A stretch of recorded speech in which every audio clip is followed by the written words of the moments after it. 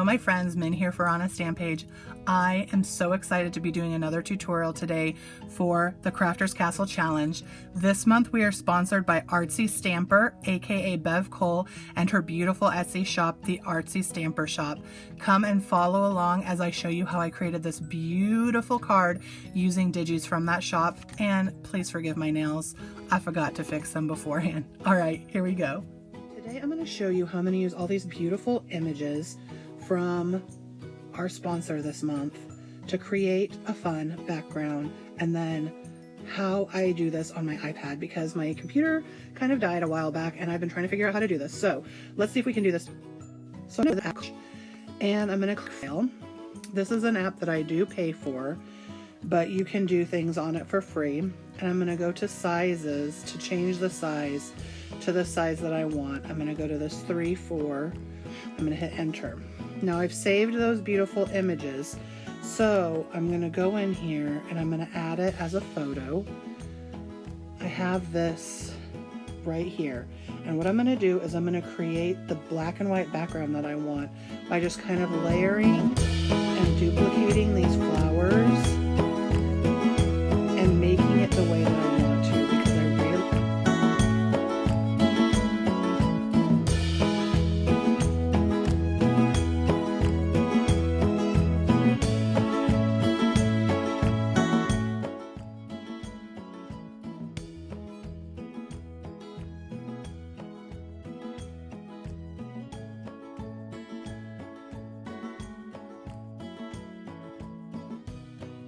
card that I'm going to show you. All right, friends, so I am back and now with the pages that I printed. I'm not on my computer, so I'm doing this by hand. Here is my faux pattern paper that I printed after creating it in Pic Collage.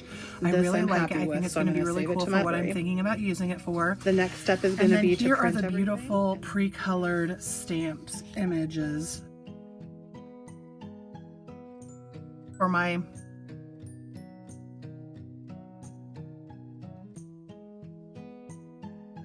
All right, so I've got my card base. As a card. So what I'm thinking is, I'm going to go ahead and I'm going to use a piece of craft card base. So I'm going to go ahead and make my card base, and I'll weird. I've got my card base. I've got the pink that I want to layer my faux pattern paper onto.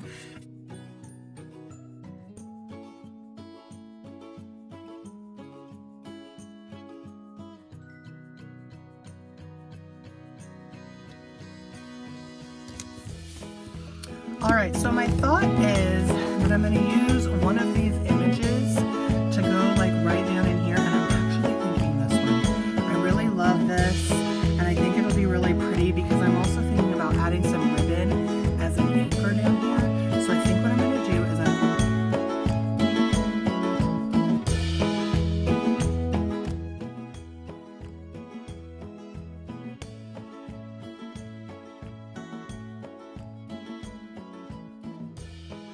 with some dimensionals, and then we'll figure out what to do with the sentiment.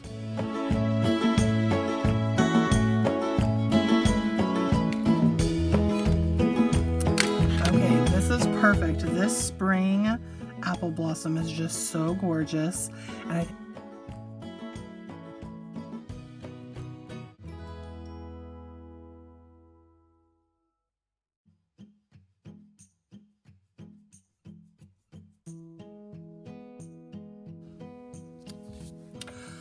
all right, so now that the image has been popped up, it looks so gorgeous. Okay, so I actually opted for some layered tags, and I really like the way that this layers, and I think I can have it like a circle and have some little bit with some twine and a background to kind of tie in this pink. So let's go ahead and glue this together. Search for my circle. And I think I'm going to go in with some natural looking twine to tie in the craft card base.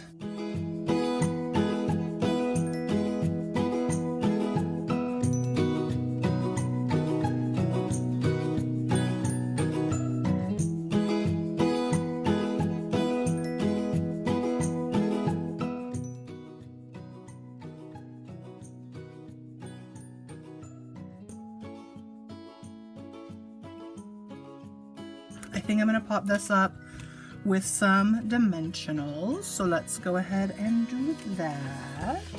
Not to be too long. There we go. Perfect. Lovely thoughts of you with the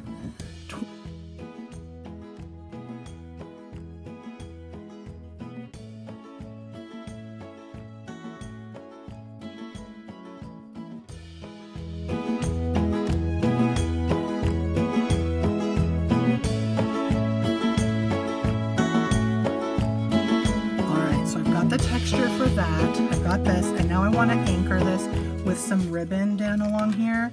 Although actually, now that I'm thinking, all right, I found this cute little button that I like. It's got the white and the pink. So let's go ahead and tie. I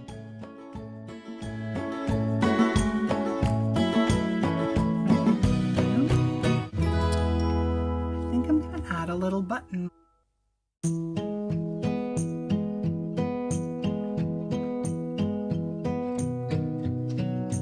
And tie.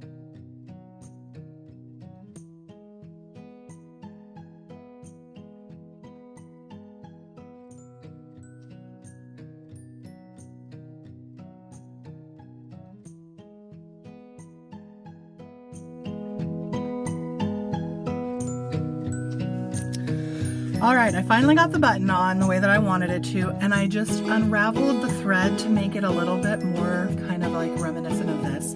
So now what I think I'm gonna do is I'm gonna pop this up with some dimensionals.